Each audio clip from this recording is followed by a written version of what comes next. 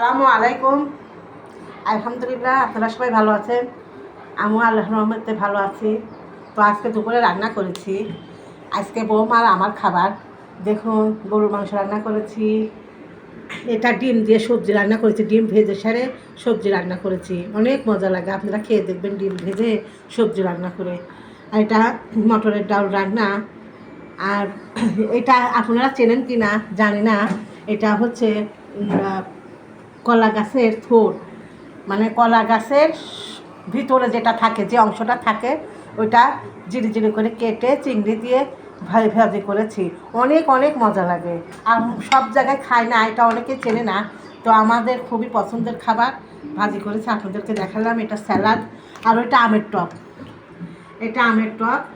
তো আজকে দুপুরে রান্না করেছি, বৌমার শাশুড়ির রান্না, যেটা রান্না করেছি। বাসায় ইনভাইট আছে অন্য জায়গায়, এই জন্য দুইজনে রান্না করেছি, অল্প অল্প করে রান্না করেছি, আপনাদেরকে দেখালাম। কেমন হয়েছে জানাবেন।